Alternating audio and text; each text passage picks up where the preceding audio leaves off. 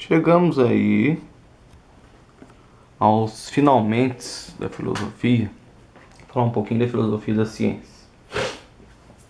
Sobretudo os encadeamentos da Revolução Científica do século XVII, depois século XVIII, sobretudo, a ciência recebeu um status de superior. O novo Deus era a ciência. A ciência era o critério de verdade. Os homens da ciência eram os homens do respeito. Ela conseguiu sim, é mérito dela, desmistificar muito da sociedade e esperava-se dela, e em grande parte ela conseguiu, dirigir o mundo para um bem maior. A filosofia e sua ciência, embora muitos dizem que acabou, que a ciência já é um segundo passo após a filosofia, a gente sabe que não, que a filosofia tem muito a dizer. Não só a ética, porque muita gente fala, a filosofia reflete a ciência quanto aos limites dela, o que ela pode, o que ela não pode eticamente. Não só. A filosofia pode contribuir com os critérios de verdade, com a linguagem, com os prós e contras também, a moralidade, e até com o próprio critério do que é ciência e cientificidade. Em cima disso, várias correntes filosóficas e sociológicas se posicionam a respeito do que é ciência e de como ela se processa. Por exemplo, o positivismo, lembra dele? Aquela corrente baseada no progresso da razão, na fé na ciência, profundo anticlericalismo, a crença de que a ciência constituiria o ápice da evolução humana e que por meio dela a humanidade chegaria ao seu pleno. A ciência, nessa corrente, era um recurso eficaz para chegar lá naquele estado ou estágio positivo dos 3 estados que Comte falava da humanidade. Nós vamos falar deles daqui a pouco.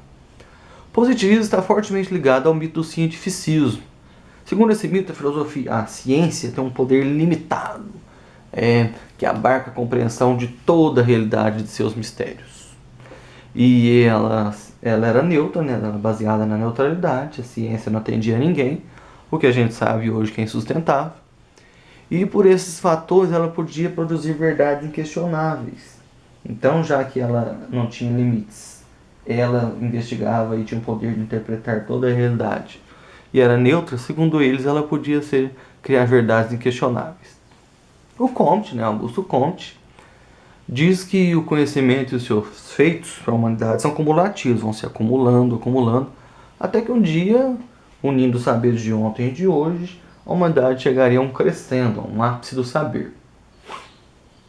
Ele é totalmente contrário e apregou o afastamento da metafísica dentro da ciência no processo positivista. Segundo ele, a filosofia tinha um papel de afastar as concepções metafísicas. E como que ela faria isso? Por meio de uma avaliação dos métodos científicos conforme princípios racionais. Não coube na linguagem empírica, prática e demonstrável. Não é que não exista, mas não merece atenção. O transcendente, o ontológico, nada disso entrava aqui. Inclusive, essa ciência positivista, ou positiva, devia estudar os objetos e os fenômenos nas suas causas e efeitos, se limitando a explicar o funcionamento. Nada do porquê veio, de onde vem, de perguntas de cunho metafísico ontológico. Não. Simplesmente se prender ao demonstrável e ao explicável imanente. Aquilo que não cabia no universo da ciência, de sua metodologia, não entrava no arcabouço da ciência positiva e nem da filosofia positiva. Gente, eu estou falando muito de filosofia positiva e de ciência positiva. Cabe explicar que se refere aqui o termo positivo ao auge científico, ao que de melhor e de mais abrangente filosofia e ciência podiam ofertar. Ele fala em separar as ciências conforme a sua cientificidade. Pense numa árvore. O tronco, o primeiro elemento que usou do rigor, da linguagem formal, do científico no sentido de argumentativo, foi a filosofia. Mas, tal qual uma árvore, vem outros galhos. E aí cabe à filosofia positiva dissolver a análise, tomando os fenômenos como submetidos a leis naturais, o que é próprio da sociologia positivista. Tentar entender o homem, explicar o homem aplicando a ele leis tal qual a natureza é regida por leis naturais. Aqui não tem motivação de expor as causas, o transcendente, o fundamento ontológico, as matrizes. Mas sim o que se quer é uma análise com a devida exatidão sobre a produção desses conhecimentos, a associação dos mais diversos conhecimentos as semelhanças e decorrências, ou seja, só estudar o que é possível dentro do campo do demonstrável. E aí, para explicar como que a humanidade chegou a isso, ele fala que a humanidade teve 3 períodos, 3 estágios. O primeiro, primitivo, teológico, né? Os marcos se dão por explicações míticas e não tem uma demarcação assim entre atividade intelectual e sua estrutura, no sentido de ciência. Eram explicações a partir de sensações e de uma fé sem dentro dela mesma nenhum rigor de formalidade. Era o homem primitivo. Depois, no segundo estágio, com o discurso mais racional, representado pela filosofia. É o início da estruturação racional. E depois, o terceiro estágio, o positivo, aí já é a ciência, que seria a luz e o suprassumo da humanidade. Depois dessa primeira corrente, vamos falar agora do Círculo de Viena. Então, essa turma fez um grupo de estudos, uma frente de estudo na década de 20, que buscava fundamentar uma concepção científica do mundo, um paradigma, mas explicando a ciência, explicando a si mesmo, oferecer explicações para tudo na humanidade. Tinha uma característica profundamente empirista. Aí eu deixo alguns membros, Rudolf Carnap, Hans Hahn, o Moritz Schlick, e por aí vai. Só que essa turma, mais uma vez, devido aos horrores do nazismo, de sua perseguição, teve que sair do local ápice, né, Viena, e divulgar suas pesquisas em outros países, principalmente Estados Unidos e Inglaterra. Esses pensadores constituíram um movimento no qual eles mesmos e outros cientistas os chamaram de neopositivistas, positivistas lógicos ou empiristas lógicos. O que eles propunham? Propunham uma aplicação da lógica e da matemática na linguagem e nos métodos de ciência. Burilar, uma purificação do discurso para separar o que era discurso comum do que era linguagem científica e ao mesmo tempo que a linguagem científica já burilada não fosse dúbia, não tivesse 1, 2, 3 interpretações ou conceituações, mas dissesse apenas o que queria dizer.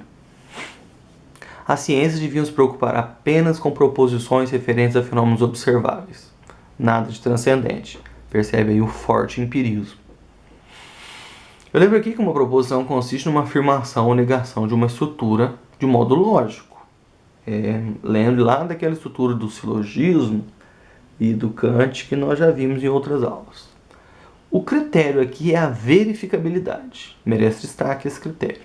Ou seja, a comunidade científica trata uma proposição comportadora de sentido, caso seja possível que seus membros verifiquem, demonstrem de modo empírico, repetível, sua verdade ou falsidade. Por isso, verificabilidade, verificar, demonstrar. De outro modo, que não pudesse ser verificado, demonstrado e repetido, os homens e as mulheres da ciência deviam rejeitar essa proposição. Depois, já uma outra turma fala do critério de falseabilidade. Aí aparece o nosso amigo Karl Popper. Tem-se uma busca num critério que pudesse realizar a distinção entre o que era de conhecimento científico dos demais conhecimentos e saberes. O Popper contesta o critério de verificabilidade, que nós já falamos agora há pouco. Ele não discorda de que o método indutivo seja importante, esse método já é proposto lá no Círculo de Viena, mas um cientista não consegue observar todos os casos particulares. Ele dá um exemplo clássico de um ganso. Basta que se prove que um ganso não seja de uma cor que se afirma para todos os gansos, no caso branco. Se eu achar um ganso que não seja branco, eu anulo anos e anos de afirmação e de proposição de cientificidade. Então, como não dá para olhar todos os casos particulares, ele fala que o critério de verificabilidade não é o mais eficaz para isso. Temos agora o chamado ad hoc, ou seja, a exceção. É uma estratégia usada pelos cientistas para permitir que se imunize as teorias frente à contestação. Ele se caracteriza por excluir do campo da teoria os elementos que possam torná-la falsa. Ou seja, um elemento que invalida o funcionamento de um medicamento, de uma proposição científica como um todo, ele é chamado de ad hoc. Ou seja, aquilo que, para aquela afirmação, a proposição não é válida, ela é uma exceção, ela nega a teoria. Então, segundo Popper, devia vigorar um critério para análise de avaliação das teorias científicas de sua capacidade, aberta a demonstrar sua falsidade, ou seja, o critério de falsibilidade. É uma abertura para confrontar a proposição científica com aquilo que podia falseá-la. Quanto mais uma proposição resistisse à tentativa de falseá-la, a disposições em contrários, o ad hoc, ou seja, quanto mais ela sobrevivesse a ele e se mantivesse, mais ela receberia o critério de cientificidade. E aí ele conclui. Enquanto a falsidade não for demonstrada, a teoria é considerada válida.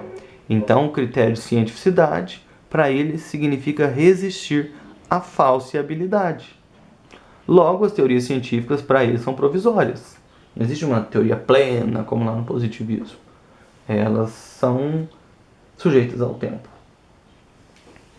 Depois, já falamos aqui do critério de ciência em si, do misticismo, do mito do cientificismo, já falamos do valor do critério indutivo, já falamos da demonstrabilidade, da verificabilidade, do princípio de falseabilidade.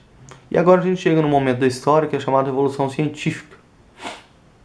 Antes tinha a física newtoniana, que o tempo e o espaço eram tidos como absolutos. Depois de Einstein vem a relatividade. Também vem a física de Heisenberg, que no mundo subatômico tudo se processa de um modo diferente. Não tem mais aquele rigor formal de inalterabilidade, como propunha a física newtoniana. E aí, com a constatação das concepções hegemônicas e suas mudanças, vem a tese de que as ciências se modificam por meio de evoluções. Ou seja, não é uma coisa tranquila eu passar de um critério de cientificidade para outro, não é uma coisa tranquila, uma metodologia passar para outra, uma verdade paradigmática de ciência de hoje mudar para outra. Não é uma coisa tranquila, é uma coisa conflituosa, é uma revolução. Por exemplo, Thomas Kuhn, no século XX, diz que as ciências se modificam justamente por meio de revoluções. Paradigmas de ciência e cientificidade se sucedem por meio de revoluções. Um paradigma, um critério de cientificidade suporta até tal ponto. Depois ele é tão criticado, e aí uma revolução entre as mentes pensantes fazem vir à tona um novo paradigma. Lembro que paradigma é um modelo, uma metanarrativa que explica e fundamenta a realidade. Cada sociedade, cada época histórica tem um paradigma que explica aquele contexto. Segundo Thomas Kuhn, a cada época um paradigma de ciência se destaca e a cada um, por seu corpus explicativo, ele passa a ser denominado ciência normal. Ou seja, por tudo aquilo que ele explica, que ele resume em si, uma hora ele é adotado como ciência normal, como modelo. Ele é utilizado pela comunidade científica porque ele responde melhor ao momento, veja aqui historicidade, e às questões e problemas científicos. Enquanto essa valia reinar, vários processos de purificação são feitos, aqui os ad hocs, tudo aquilo que vai permitindo que aquele critério, aquele paradigma seja o melhor, mais resistente aos demais problemas. Só que aí, num dado momento, os problemas, as exceções, os ad hocs passam a ser tão grandes que prevalece a anomalia no lugar do paradigma. A anomalia no lugar da proposição. Tem mais exceções do que regra. E aí vem à tona uma nova evolução que rompe com esse paradigma e instaura outro. Diferente dos positivistas, para o Thomas Kuhn não vigora uma continuidade, um crescendo na realidade científica de progresso. Não é um cumulado natural evolutivo, não é uma acumulação, uma soma. O que há, na verdade, é uma ruptura, uma série de rupturas. Logo, este autor não abarca, nem adota, nem a verificabilidade, nem a falseabilidade e nem o misticismo ou o mito do cientificismo. Para ele, a ruptura via paradigma é o maior fator a se considerar. É a resposta paradigmática que a ciência de um momento dá. Como nós já estudamos, o paradigma legitima, fundamenta um nexo e um momento histórico-social, que garante ao ser humano novas rotas, perspectivas e, sobretudo, um novo campo de ação para a humanidade. Então é preciso de um paradigma, porque quando muda o paradigma, amplia o leque de horizontes e amplia também o leque de possibilidades. Ficar preso num paradigma há muito tempo de algum modo ou em alguma instância, acaba delimitando ou reduzindo o panorama de busca científica. Esse processo é marcado, logicamente, por crise entre os cientistas. Porque eles definiam um paradigma de um lado e uma turma que defendia a urgência dele, e de outro lado uma turma que queria manter o velho paradigma. Aí nesse aspecto vai aparecer o Bachelard. Segundo esse filósofo da ciência, ele concorda com Thomas Kuhn e considera que o processo científico é descontínuo, ele é furtivo, né, e fruto de rupturas. A ciência era uma edificação, uma construção inacabada, e ela devia estar sempre aberta à criação. Ali tem um errinho de português crasso, estar sempre, não estar. Por isso, era vital retificar e reconhecer os erros, superar os chamados epistemológicos, né, os erros que são evidenciados dentro do processo que gera o valor de cientificidade. Aí ele chama isso, essa superação desses erros chamados epistemológicos, de filosofia do não, uma recusa em adotar um fundamento único para a ciência. Não tem só essa ou aquela base. Para ele, racionalismo e empirismo devem coadunar num processo dialético, de ajuda, de auxílio mútuo, e não um ou outro tomado como critérios exclusivos. A ciência é dinâmica, para o Bachelard, e ela deve ser aberta a mudanças. Tá aí, meus amigos, resumo sintetizado, até bem rápido, sobre a filosofia da ciência. Deixa aí a fonte. Por hoje é só.